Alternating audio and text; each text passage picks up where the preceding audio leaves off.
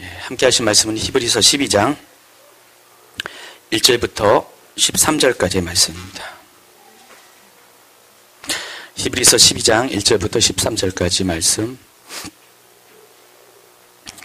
제가 가진 성경은 신약 성경 366페이지입니다.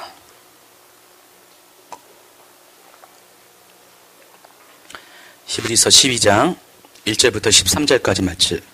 한 절씩 저랑 같이 교독합니다. 이러므로 우리에게 구름같이 둘러싼 허다한 증인들이 있으니 모든 무거운 것과 얽매이기 쉬운 죄를 벗어버리고 인내로서 우리 앞에 당한 경주를 하며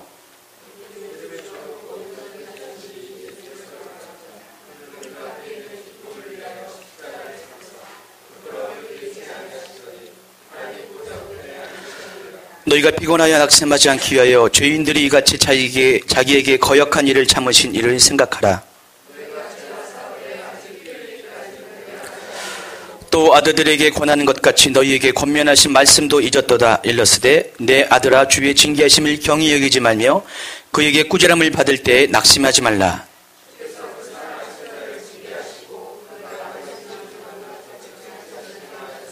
너희가 참음은 징계를 받기 위함이라. 하나님이 아들과 같이 너희를 대우하시나니 어찌 아버지가 징계하지 않은 아들이 있으리요.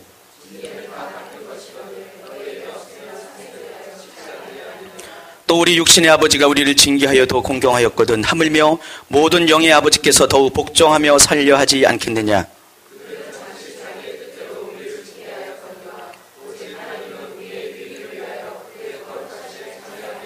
무릇 징계가 당시에는 즐거워 보이지 않고 슬퍼 보이나 후에 그로 말미암아 연단받은 자들은 의와 평강의 열매를 맺느니라. 같이여 너희 발을 위하여 곧은 길을 만들어 저는 다리로 하여금 어그러지 않고 고침을 받게 하라. 아멘.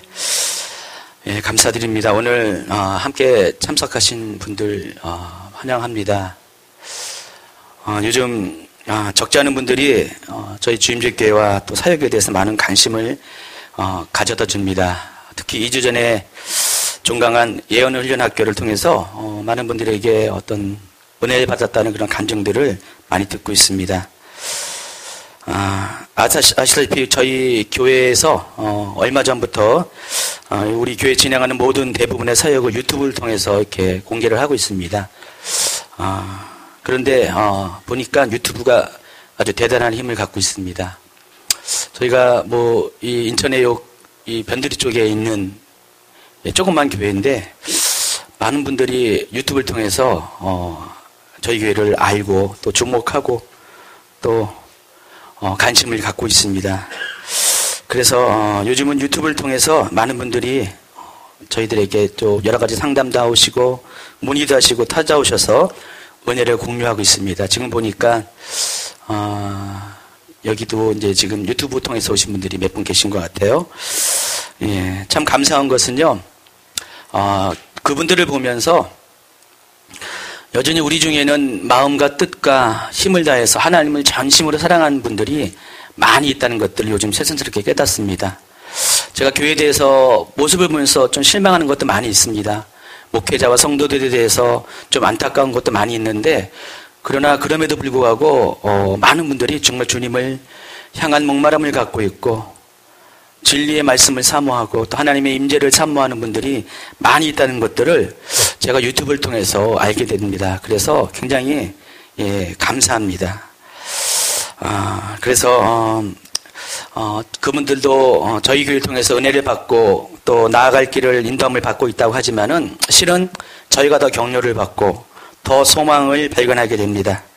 그래서 목회자 입장에서 그런 분들 만나는 것이 굉장히 기쁨이에요. 굉장히 소망이 되고 여러분도 마찬가지겠지만은 좋은 목회자, 좋은 말씀을 만나는 것도 굉장히 소망이지만은 목회자 입장에서 그렇게 순수하고 진실된 성도들을 만나는 것이 얼마나 기쁨이 되고 즐거움이 되는지 모릅니다.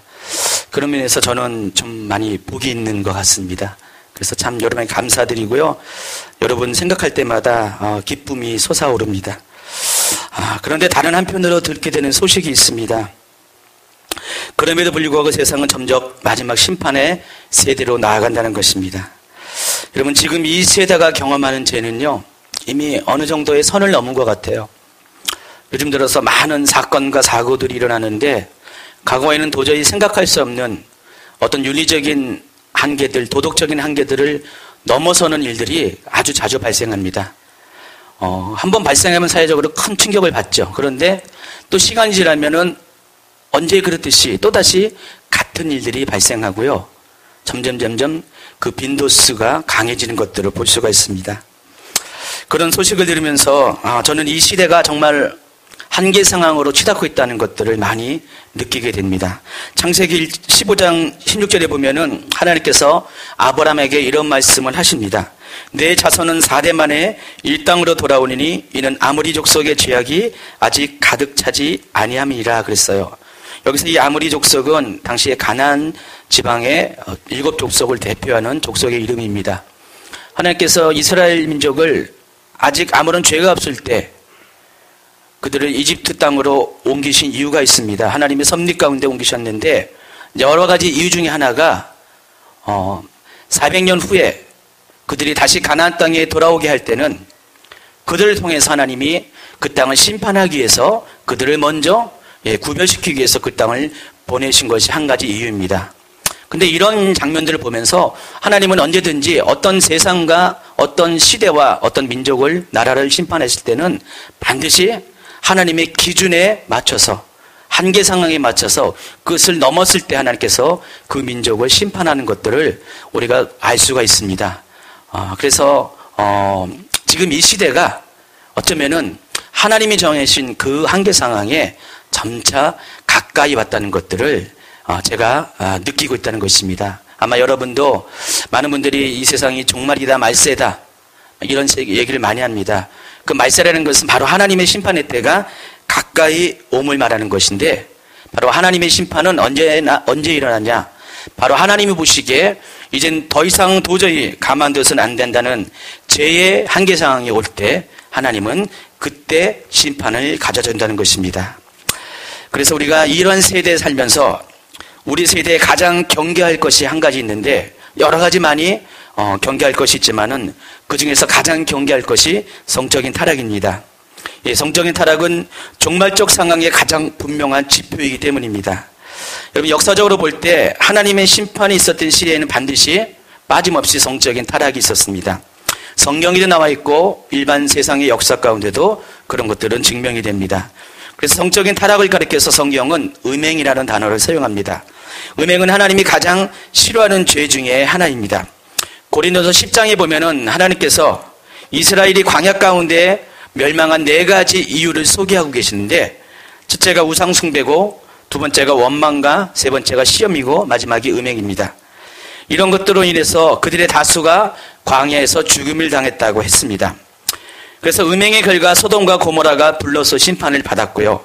또 로마의 고대 도시 폼페이는 화산 폭발로 멸망을 당한 것도 바로 음행의 결과입니다. 제가 한 10여 년 전에 이 폼페이 유물전을 한번 방문한 적이 있었어요.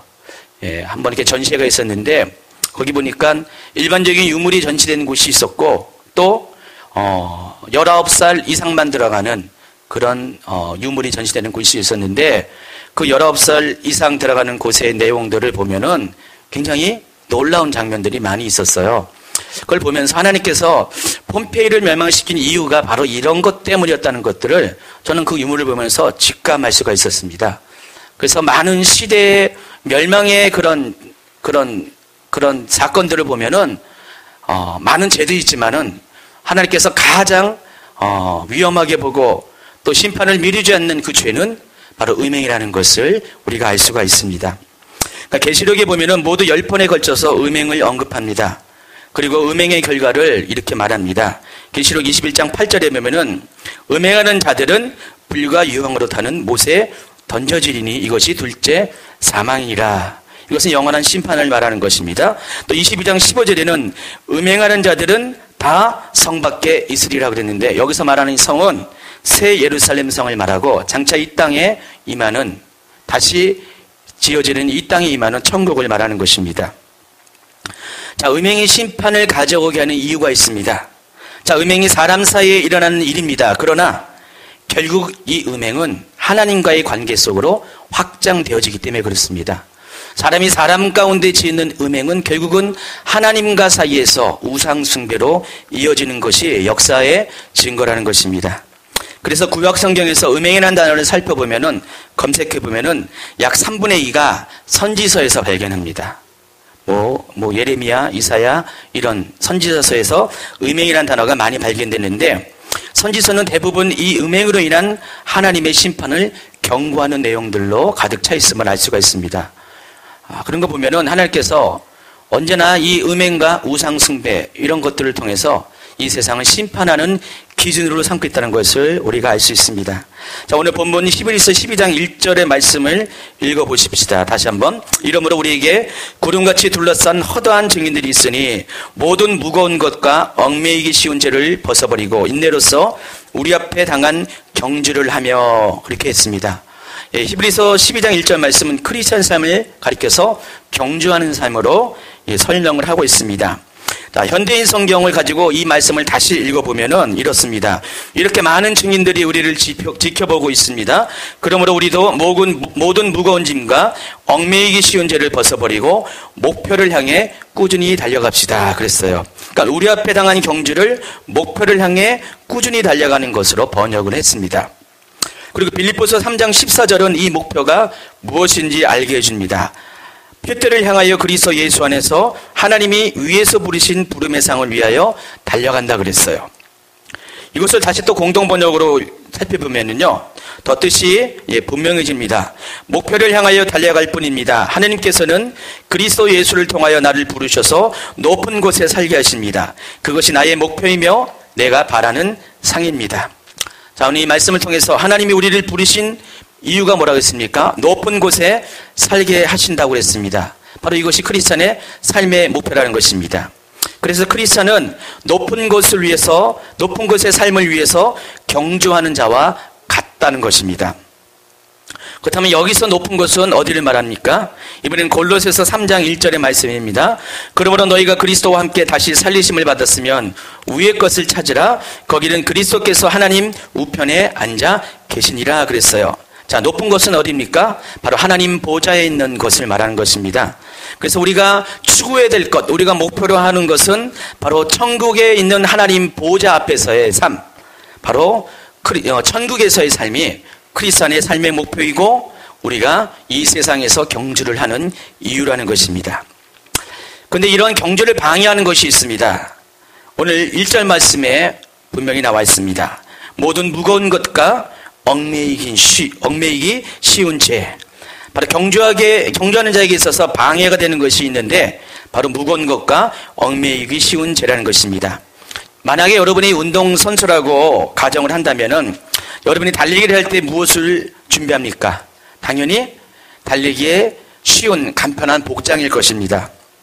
경주하는 자가 무거운 것을 지고 달린다는 것은 있을 수가 없는 것입니다. 또한 달려가는 것을 방해하는 얽매이는 장애물도 만나서는 안 됩니다. 그럼에도 불구하고 많은 크리스찬들이 하나님 앞에 천국을 향하여 목표로 나아가면서 이렇게 그들의 삶 가운데 무거운 것과 얽매이기 쉬운 죄를 가지고 경주를 하는 것들을 보고 있습니다. 달려갈 길이 굉장히 멀잖아요. 우리가 하나님 앞에 나아가는 것이 결코 쉬운 것은 아닙니다.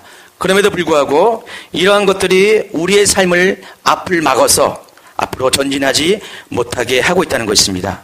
그렇기 때문에 우리가 오늘 이 12장 1절에서 말한 무거운 것과 얽매이기 쉬운 죄가 과연 무엇이냐를 알고 우리가 하나님께 나아가는 길에 방해되는 이것들을 그럼 어떻게 우리가 제거하고 벗어버리고 하나님께 나아가시는 것을 오늘 말씀을 통해서 깨달아야 할 것입니다. 먼저는 무거운 것이 무엇입니까? 무거운 것을 헬라어로 옹콘이라는 단어를 사용합니다. 헬라어가 중국도 보기에는 좀 이렇게 듣기에는 좋은 발음이 많은데 이건 좀 약간 재밌는 발음입니다. 옹콘이라는 단어가 사용됩니다. 이것은 무거운 짐이나 방해되는 것을 뜻합니다. 여러분 예전에 그 그리스의 올림픽 경기를 한번 이렇게 그림을 통해서 보신 적이 있습니까? 보시면은 여러분이 한 가지 특징을 발견할 수 있는데 사람들이 올림픽 경기를 하는 사람들은 거의 다가 벌거벗었다는 것입니다. 당시에는 실제로 옷을 안 입고 경기를 했어요. 왜냐면은 옷을 입는 것 자체가 굉장히 거추장스럽고 얽매이게 하는 그런 요소가 되기 때문에 그 당시에는 좀 야해 보여도 그렇게 했다는 것입니다. 하나님 나라를 목표로 하는 다릇박질도 마찬가지입니다. 우리가 입고 있는 옷들은 달리기에 방해되는 무거운 짐이 됩니다. 왜냐하면 세상에 옷이기 때문에, 세상에 때가 묻어있기 때문에 그렇다는 것입니다. 자, 그래서 우리가 하나님 나라에 가는 경주에 방해되는 우리가 입고 있는 그 무거운 것들은 무엇을 말하는가? 이것은 바로 세상의 타락한 가치관과 그에 따른 삶의 행위들을 말하는 것입니다. 그래서 먼저 읽어드린 고린도서 3장은 이것들을 벗어버릴 것을 명령합니다. 그리고 벗어버릴 것이 무엇인지도 소개합니다. 고린도서 3장 8절입니다. 이제는 너희가 이 모든 것을 벗어버리라. 곧 분함과 노여움과 악의와 비방과 너희의 입에 부끄러운 말이라 그랬어요. 여기 열거한 분함, 노여움, 악의, 비방, 또 입에 부끄러운 것, 이런 것들은 다 세상에 속한 세상의 방식들을 말하는 것입니다. 그런데 이것들이 누구에게 있습니까? 물론 세상 사람들에게 있습니다. 그런데 하나님 나라로 향해 경주를 하고 있는 저와 여러분과 같은 크리스찬 삶 가운데 실제로 지금 존재하고 있다는 것입니다. 그래서 우리가 이런 것들을 입고 있는 한 우리가 위의 것을 찾는 삶을 방해받을 수밖에 없고, 우리가 천국을 향해 나아가는 달리기에 이런 것들은 결코 도움이 되지 못한다는 것입니다. 무거운 짐이 된다는 것입니다. 두 번째가 얽매기 쉬운 죄입니다. 자, 얽매기 쉬운 죄를 헬라어로 직역하면은 쉽게 얽어맥는 또는 쉽게 달라붙는 죄, 이런 것들을 말합니다. 자, 이것은 죄의 성격을 말해줍니다. 여러분, 죄라는 것은 입기는 편한데 떨쳐버리기는 굉장히 어려운 것을 우리가 확인할 수 있어요. 죄는 사람에게 달라붙어서 사람을 얽매게 하는 것입니다. 그래서 우리가 죄라는 것은 결국 습관이 되게 만들어요. 그래서 죄에서 벗어나지 못한 사람들의 문제가 뭐냐면은 이 죄를 습관으로 만들었다는 것입니다. 여러분, 습관이란 건 뭡니까? 우리가 무의식적으로 행하는 모든 행동들을 말합니다. 그래서 때로는 내가 그 행동들을 하는 거를 인식하지 못할 때가 많이 있어요. 여러분에게 습관이 뭔지 모르겠어요. 저도 설교를 하다 보면은 설교에 언어의 습관이 있어요. 여러분 한번 눈치채실 거예요. 근데 저는 평소엔 잘 몰랐다가 제가 제 말씀을 이제 나중에 모니터링 하나 보면은 제가 듣기에도 약간 귀찮은 그런 언어의 습관들이 있더라고요. 근데 이거는 제가 원하든 원치 않든 간에 저도 알게 모르게 이렇게 생겨난 습관이라는 것입니다. 바로 습관이라는 건 그거예요. 처음에는 몰랐어요. 처음에는 좀 알았어요. 알았다가 이것이 고쳐지지 않으면은요, 계속해서 내 삶 가운데 자리를 잡게 된다는 것입니다. 그래서 이것이 나중에는 내가 알지 못하는 그런 상태까지, 내가 인식하지 못하는 상태까지 언제나 반복되는 것으로 남는 것이 습관이라는 것입니다. 죄도 마찬가지예요. 죄도 맨 처음에는 이것을 알 때 이것을 고쳐나가지 못한다면은 계속적으로 우리가 반복적으로 이것들을 잘못된 행위를 하게 하는 것이 바로 죄의 성격이라는 것입니다. 우리가 죄가 습관이 되면은 벗어나기가 굉장히 힘들어요. 얼마 전에 한 집사님과 대화를 했습니다. 그분은 요즘 여기 저희 교회에 이제 자주 오시는 분인데, 그분은 청년 때까지 예수님을 잘 믿었어요. 그러다가 좀 교회가 율법적인 교회라서 그런 것 때문에 반발 때문에 교회를 떠났습니다. 그래서 지금 한 몇십 년 동안을 두세 번에 걸쳐서 주님을 떠났다가 다시 돌아온 일들을 반복하고 있습니다.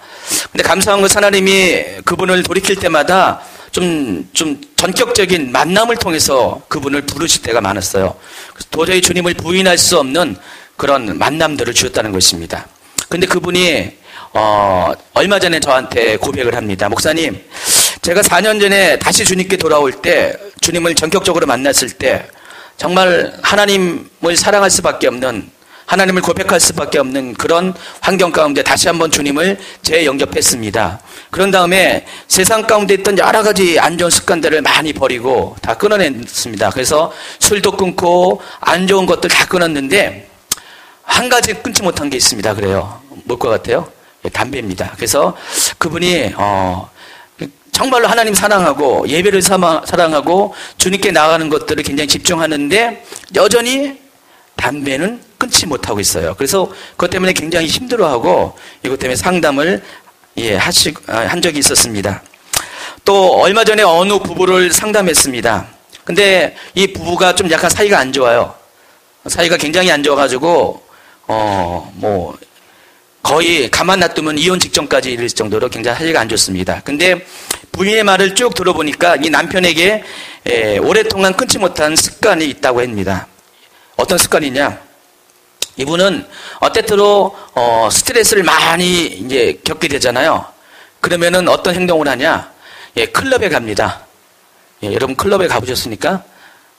클럽이 뭔지 모르죠? 저도 모릅니다. 말로만 들었는데 이 클럽에 가서 하는 게 밤새도록 춤을 춘대요. 그러니까 새벽이 될 때까지, 아침이 될 때까지 춤을 추다가 들어온다고 그럽니다. 부인이 굉장히 싫어하잖아요. 근데 이분은 나름대로 자신을 합리해요. 이것 안 하면은 내 스트레스를 해소할 방법이 없습니다. 근데 물론 교회를 다니고 있어요. 교회를 다니며 있음에도 불구하고 특별히 아내와 문제가 생길 때는 언제든지 클럽에 가서 밤을 새서 춤을 추고 돌아온다고 그럽니다. 근데 다행히 얼마 전에 끊었대요. 얼마 전에 끊었는데 몰라요. 또 언제 재발할지 모릅니다. 언제 재발할지 모르지만은 이분에게 있어서 이 클럽에서 춤추는 것은 굉장히 힘들고 어렵고 끊지 못하는 그런 아주 안 좋은 습관이라는 것입니다. 또 어떤 분들은 마음속에 음란의 문제를 가지고 상담해 오시는 분들이 많이 있어요. 의외로 크리스찬 중에 이런 분들이 많이 있더라고요. 그래도 여기까지는 그래도 다행입니다. 죄에 대해서 인식하고 그것을 끊고자 하는 의지가 있기 때문입니다. 그런데 어떤 며칠 전에 한 자매로부터 들은 이야기가 있는데, 며칠 전에 한 자매가 오랜만에 저희 교회를 방문해서 이야기를 나누면서 얼마 전에 겪은 이야기를 소개했습니다. 이 자매가 다니는 교회에서 한 형제를 만났다고 합니다. 그 형제는 그 교회에서 많은 사람들이 인정하는 신앙의 모범생이라고 합니다. 셀 리더도 하고 또 여러 가지 봉사 파트를 맡아가지고 많은 것들을 하고 있습니다. 성가대도 하고요. 굉장히 많은 부분에서 저 사람이면 됐다라고 인정할 수 있는 그런 모범적인 신앙생활하는 청년입니다. 그래서 어느 분이 소개를 해가지고 그 형제와 잠시 교제를 하게 됐다고 그랬습니다. 근데 며칠이 지나지 않았는데 이 형제가 자꾸만 이 자매에게 이상한 요구를 해오는 것이에요. 그래서 이 자매가 충격을 받았어요. 어떤 요구냐? 바로 과도한 어떤 성적인 요구들을 많이 해온다는 것입니다. 만난 지 며칠밖에 안 됐는데 여러 가지 스킨십을 요구하고 또 카톡을 통해서 여러 가지 또 부끄러운 말들도 막 하게 되고, 특별히 둘만의 시간이 있을 때는 그 요구가 강도가 너무 심해져가지고 결국 이 자매가 이 형제를 만나서는 안 된다고 결정을 했다고 그랬습니다. 그래서 한두 주 만에 만난 지 얼마 안 돼가지고 바로 헤어졌어요. 그래서 이 자매가 목사님 정말 아주 그냥 안 좋은 체험을 했다고, 경험을 했다고 하면서 그 얘기를 했습니다. 그러니까 겉보기에는 굉장히 좋아 보이는데 굉장히 이 형제들 속에는 그런 음란의 문제가 깊이 자로잡고 있다는 것입니다. 그러면서 함께 자리를 한 다른 자매들이 이 이야기를 들으면서 이런 말들을 하고 있습니다. 많은 크리스찬들이, 요즘 젊은이들이, 우리 교회 젊은이들은 안 그럴 거 없습니다. 많은 젊은이들이 이런 부분에서 아주 이것을 당연한 것으로 여기는 사람들이 많이 있다는 것입니다.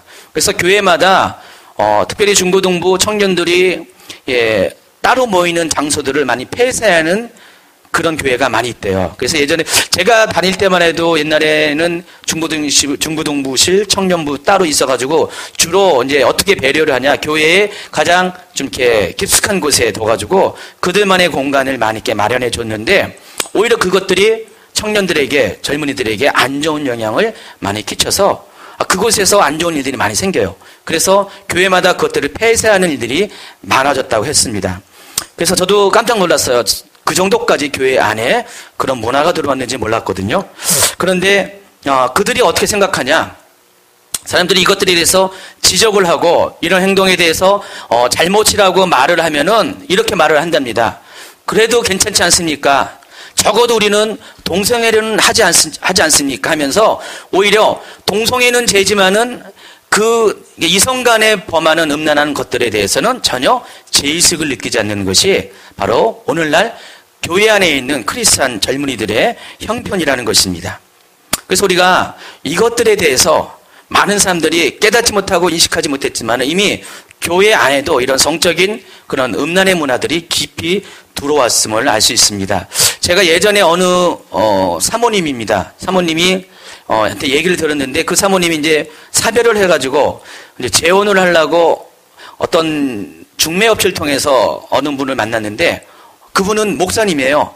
이분은 사모님이었기 때문에 목사님과 사모님은 잘 어울릴 것 같아서 중매업체에서 소개를 했는데 그 사모님이 고백하는 게 참 깜짝 놀란 게 그분도 그래요. 만난 지 얼마 되지 않아가지고 그분한테서 그런 요구가 막 들어온대요. 그래서 깜짝 놀라가지고 만나는 것을 중지했다고 그랬습니다. 여기저기서 세상의 것들은 제가 말도 할 필요가 없습니다. 근데 교회 안에서도 이런 일들이 너무나 빈번하고 너무 자연스럽고 당연스럽게 일어나는 걸 보면서 굉장히 큰 충격을 받았습니다. 자, 죄라는 것이 그런 것이에요. 죄라는 것이 습관이 되면 굉장히 무섭습니다. 습관이 되면은 우리가 원래는 죄가 들어올 때는 죄에 대해서 인식을 하고 죄에 대해서 경계심이 있고 또 어떤 분은 죄에 대해서 죄책감을 느꼈기 때문에 이것을 죄를 멀리 하려고 하는 그런 의지적인 행동을 하게 됩니다. 그런데 이 죄가 계속해서 자리를 잡고 계속해서 우리의 삶 가운데 고착이 되면은 습관이 되면은 중독이 되는 경우가 많이 있습니다. 여러분, 중독이라는 것은 뭡니까? 끊을래야 끊을 수 없는 그런 것이 병의 차원이 중독입니다. 죄라는 것은 깊은 병이에요. 습관이 되면은 깊은 병이 된다는 것입니다. 그래서 웬만하지 않으면은 이것을 인식하지도 못하고 죄의식도 느끼지 못하고 그렇기 때문에 벗어날 수 없는 것이 바로 죄의 습관이라는 것입니다. 여기 말하는 쉽게 얽매이는 죄라는 것은 바로 그것을 말하는 것이에요. 우리 속에 너무나 쉽게 찾아 들어와서 우리를 올가매고 벗어나지 못하고 포로 삼는 것이 바로 쉽게 얽매이는 죄를 말하는 것입니다.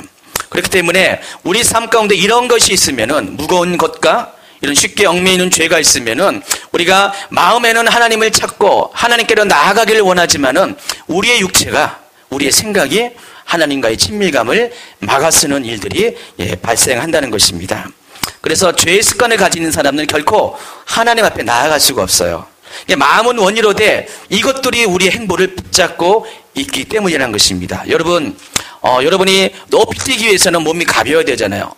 여러분에게 장애물이 없어야 됩니다. 멀리 뛰기 위해서는 하나님께 나아가기 위해서는 그래야 되는데 이런 것들이 하나님께 나아가는 길에 있어서 우리가 하늘을 추구하고 거룩한 것을 추구할 때 이런 것들이 우리를 붙잡고 땅의 것으로 자꾸만 내려버리게 하는 그런 무거운 것이 된다는 것입니다. 그렇기 때문에 우리가 이것을 끊어내지 못하는 한 우리는 목표로 한 곳에 이를 수가 없다는 것을 여러분이 이해를 하셔야 됩니다. 우리가 목표라는 것이 뭐라 그랬습니까? 바로 하나님 보좌가 계신 그곳입니다. 바로 위의 것인데 바로 그것은 천국을 말합니다. 바로 영원한 생명을 말하는데 이러한 죄가 결국은 우리로 하여금 영생을 누리지 못하게 한다는 것입니다. 그러므로 우리가 이러한 것과의 싸움을 위해서는 인내가 필요합니다. 이러한 경주를 위해서는 인내가 필요한 것입니다. 쉽게 이겨낼 수 없는 것이기 때문입니다. 그래서 오늘 12장 1절에 보면 다시 한번 읽어보시면은 이러므로 우리에게 구름같이 둘러싼 허다한 증인들이 있으니 모든 무거운 것과 얽매이기 쉬운 죄를 벗어버리고 인내로서 우리 앞에 당한 경주를 하라고 그랬습니다. 여기서 말하는 구름같이 허당한 증인들이 누구를 의미합니까? 앞서 얘기한 11에서 11장에 있는 사람들을 말합니다.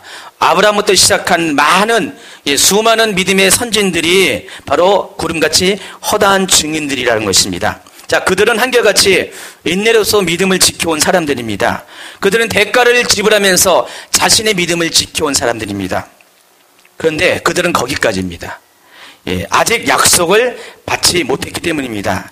히브리서 11장 39절에 이런 말씀이 있습니다. 이 사람들은 다 믿음으로 말미암아 증거를 받았으나 약속된 것을 받지 못하였으니 라고 말하고 있습니다. 근데 크리스천에게는 더 좋은 곳이 예비되어 있다고 말합니다. 40절입니다. 이는 하나님이 우리를 위하여 더 좋은 곳을 예비하신즉 우리가 아니면 그들로 온전함을 이루지 못하게 하려 하심이라 그랬어요. 그러니까 크리스천을 위해서 예비된 것이 뭡니까? 바로 예수 그리스도입니다. 예수님을 통해서 우리는 온전케 됨을 얻을 수가 있어요. 그들에게는 아직 예수님이 보여지지 않았기 때문에 그들이 믿음으로써 인내를 가지고 계속 이 경주를 죄와의 싸움을 이겨나왔지만은 그러나 그들에게는 한계가 있다는 것입니다. 우리에게는 더 좋은 곳이 예비되었는데 그것이 예수님이시고 바로 우리 예수님을 통해서 우리가 이 죄와의 싸움을 이길 수 있는 더 큰 그런 은혜가 있다는 것이 오늘 히브리서 11장 39절 40절의 말씀이라는 것입니다. 그러므로 우리가 무거운 것과 쉽게 끊어버릴 수 없는 죄의 중복을 극복하기 위해서는 첫 번째로 우리가 해야 될 것이 있습니다. 뭡니까? 예수님을 바라보는 것입니다. 12장 2절입니다. 믿음의 주요 또 온전하게 하시는 이인 예수를 바라보자. 자, 예수님을 바라보는 이유가 그 이하에 나와 있습니다. 그는 그 앞에 있는 기쁨을 위하여 십자가를 참으사 부끄러움을 개의치 아니하시더니 하나님 보좌 우편에 앉으셨느니라. 너희가 피곤하여 낙심하지 않게 위하여 죄인들이 이같이 자기에게 거역한 일을 참으신 이를 생각하라. 너희가 죄와 싸우되 아직 피 흘리기까지는 대항하지 아니하고 그랬어요. 자, 예수님께서 우리를 온전하게 하시는 그런 이유가 뭐냐면 바로 예수님은 어떤 분이십니까? 바로 하나님 보좌에 앉아 계십니다. 근데 그 앉아 계신 하나님께서 우리의 죄를 위해서 십자가를 지고 이 땅에 오셨습니다. 그리고 우리 속에 있는 죄와 싸우기 위해서 피를 흘려 주셨다는 것입니다. 자, 피 흘림이 없으면은 죄 사함이 없잖아요. 근데 우리는 아직 피를 흘리기까지 죄와의 싸움을 경험한 사람들이 아닙니다. 근데 예수님께서 먼저 이것을 경험하셨다는 것입니다. 그래서 우리를 위해서 피 흘리기까지 죄와의 싸움을 경험하셔서 이 피 흘림을 통해서 죄를 이겨내고 극복하시고 승리하셨기 때문에 그러므로 우리가 예수님을 바라보기만 하면은 이미 승리하신 예수님의 승리를 우리가 취할 수가 있다는 것입니다. 어느 목사님께서 지난 한 2년 동안에 하루도 빠짐없이 영성일기를 쓰고 계시다고 합니다. 여러분이 이름을 대면 잘 아시는 분입니다. 영성일기를 통해서 많은 분들에게 은혜를 주고 계십니다. 저도 그분에게 페이스북 친구를 통해서 매일 아침마다 그분의 영성일기를 받아봅니다. 구독을 하고 있습니다. 근데 그분이 이 영성일기를 통해서 추구하는 것이 있어요. 뭐냐? 거의 일주일에 한 두세 번은 이 얘기를 하시는 것 같아요. 24시간 주님을 바라보자. 이분이 이 영성일기를 쓰는 목적이에요. 그래서 이분이 매일같이 아침에 새벽 기도를 마친 다음에 영성일기를 쓰시는 것 같아요. 꼭 아침 7시부터 8시 사이에 배달이 됩니다. 예, 그때 이 영성일기 내용들을 보면은 삶 가운데서 하나님을 어떻게 경험하는 것을 아주 솔직하고 담백하게 글을 써내려갑니다. 예, 근데 그 내용들 속에 보면은 이 목사님 속에 주님을 바라보고자 하는 그런 열망들이 굉장히 많이 있음을 볼 수가 있어요. 그래서 그분이 늘 말씀하시는 게 그거예요. 우리가 죄를 이기기 위해서는 주님을 바라봐야 됩니다. 그것도 24시간 주님을 바라보면은 우리가 죄를 이길 수 있다라고 이렇게 말씀하십니다. 정말로 주님을 바라보는 것은 죄를 이기는 데 큰 효과가 있습니다. 제가 몇 달 전에도 이러한 주제를 가지고 설교를 한 적이 있어요. 이렇게 죄를 이기십시오라고. 그때 시리즈 설교하려다가 딱 한 번 하고 다른 것 때문에 이제 멈췄던 그런 기억이 있습니다. 그래서 그때도 역시 저는 같은 말씀을 전했어요. 죄를 이길 수 있다는 것이 우리의 의지로 되는 것이 결코 아닙니다. 우리가 율법적인 행동을 통해서 어떤 금욕적인 삶을 통해서 우리가 죄를 이길 수 없다는 것을 제가 여러분에게 말씀을 드렸습니다. 그러니까 많은 분들이 죄와의 싸움에서 실패하고 힘들어하고 다시 자포자기 상태로 죄 속에 들어가는 이유가 뭐냐? 바로 우리의 의지로 이것을 이기려고 노력을 했다는 것입니다. 그러나 우리가 죄를 이길 수 있는 방법은 의외로 간단합니다. 주님을 바라보면은요, 의외로 간단하다는 것입니다. 그러니까 우리가 주님을 바라본다는 것은 다른 이유가 아닙니다. 우리가 주님을 바라볼 때 우리는 24시간 죄가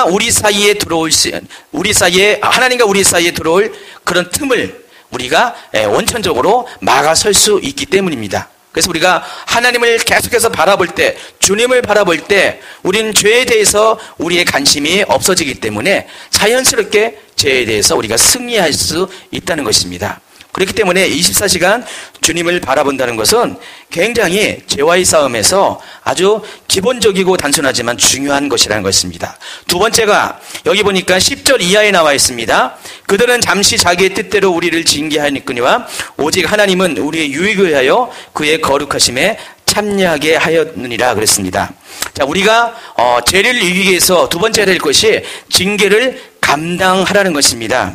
우리가 징계를 감당하는 이유가 있습니다. 이 징계는 목적이 뭡니까? 하나님께서 우리 유익을 위해서 주셨기 때문입니다. 결국은 우리로 하여금 거룩함에 참여하기 위해서 우리에게 징계를 주셨다는 것입니다. 여러분, 징계가 어떻게 우리에게 유익이 되는지, 징계를 통해서 우리가 어떻게 거룩한 삶을 사는지, 자, 11절에는 이렇게 말합니다. 무릇 징계가 당시에는 즐거워 보이지 아니하고 슬퍼 보이나 후에 그로 말미암아 연단받은 자들은 의와 평강을 맺느니라 그랬어요. 그러니까 징계로 말미암아 결국은 연단을 받고 연단을 받은 사람은 의와 평강의 열매를 맺게 된다고 그랬습니다. 그래서 결국 징계는 우리가 믿음의 경주를 할 수 있도록 바로 우리의 체력을 온전케 한다고 12절 13절은 이렇게 말씀을 하고 있습니다. 한번 읽어보세요.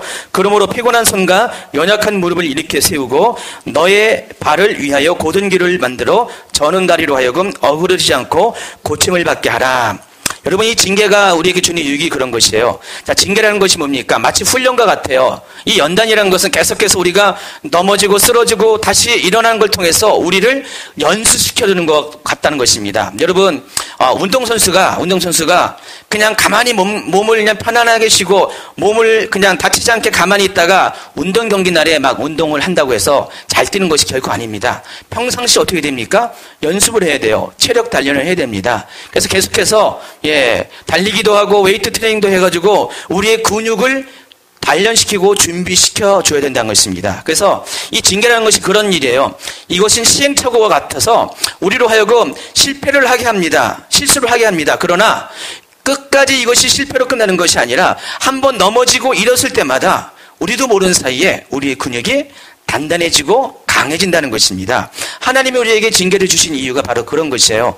여러분에게 연단을 주신 이유가 바로 그 연단을 통해서 우리가 이 실패를 통해서 이것이 잘못되었구나, 우리가 바라볼 것은 주님밖에 없구나, 우리가 주님을 바라보지 않고서는 우리가 회복될 수 없다는 것을 깨닫게 됨으로써 우리의 영적인 근육들이 조금씩 단련이 된다는 것입니다. 그렇기 때문에 징계가 없는 자는 실패를 통해서 징계가 없는 자는 결코 우리가 이 영적 싸움에서 달리기를 할 수 있는 강한 체력을 갖지 못한다는 것입니다. 그래서 하나님께서 우리에게 이런 것들을 허락하셨어요.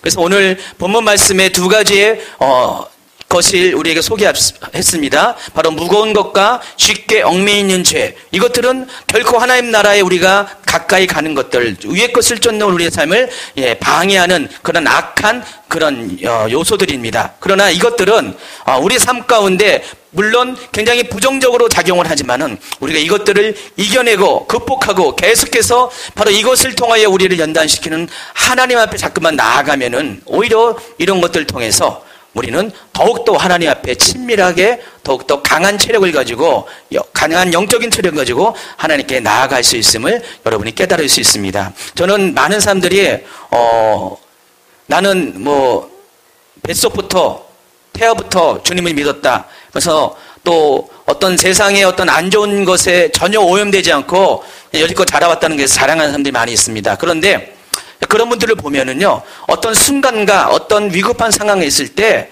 쉽게 넘어지는 것들을 많이 봅니다. 그런데 처음부터 하나님을 믿을 때 우여곡절을 통해서, 많은 실수를 통해서, 많은 죄 가운데 그런 빠지는 그런 아픔을 통해서 주님을 점점 알아가는 분들을 보면은요, 어느 정도 시기가 지나면은 그들이 넘어져서 끊어지지 않고, 넘어져서 쓰러지지 않고 계속 일어서는 것을 반복해서 결국은 하나님께로 나아가는 그런 분들을 보면은 그들은 이후에 당하는 어떠한 연단과 힘듦과 어떠한 죄의 유혹으로부터도 굉장히 강한 자의 모습으로 서 있던 것들을 많이 보게 됩니다. 하나님이 여러분에게 죄를 주실 때는요, 우리에게 두 가지의 목적을 가지고 우리에게 죄를 주시는 것이에요. 하나님은 이 죄를 통하여서 바로 하나님의 거룩을 발견하게 합니다. 바로 이 죄를 통해서 온전함이 무엇인지를 반사적으로 발견하게 된다는 것입니다. 우리가 죄가 없으면은요, 우리가 하나님에 대해서 우리가 찾지 못할 수가 있어요.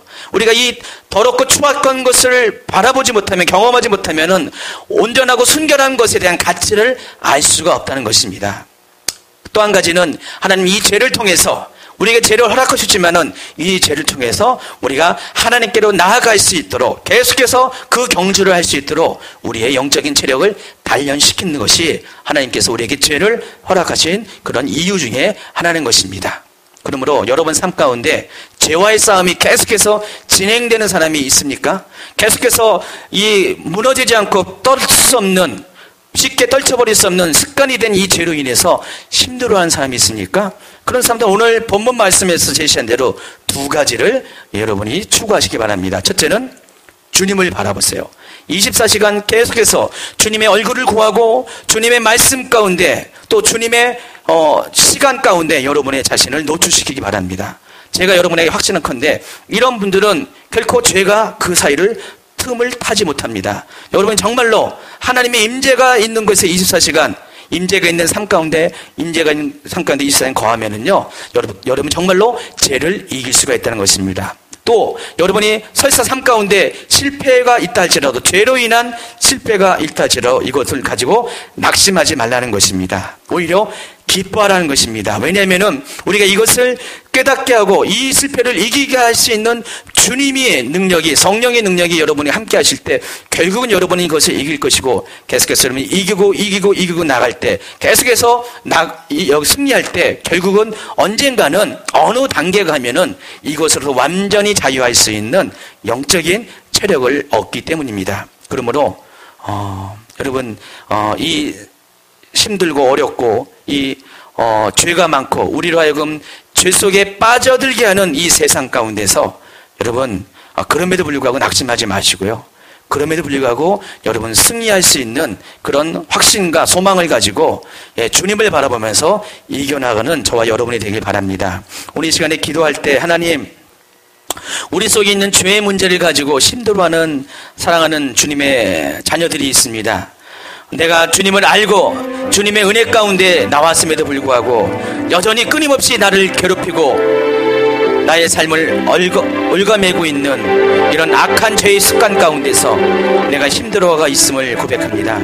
하나님, 이 시간에 기도할 때 하나님, 우리가 그것을 이길 수 있도록 주님의 얼굴을 구할 수 있는 그런 영적인 열심을 주시길 원합니다. 이 시간에 하나님, 우리가 주님의 얼굴을, 거룩을 구합니다. 주님의 임재를 구합니다. 주님께 나아가는 것들을 간절히 원합니다.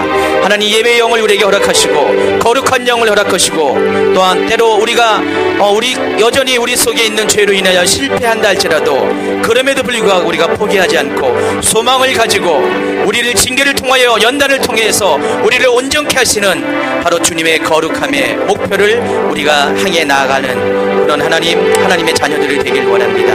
무거운 짐과 쉽게 얽매이는 죄는 우리 스스로는 이겨낼 수 없지만은 그런 주님을 통하여 우리는 이것을 이겨낼 수 있음을 고백합니다. 성령님 오시옵소서, 함께하여 주시옵소서.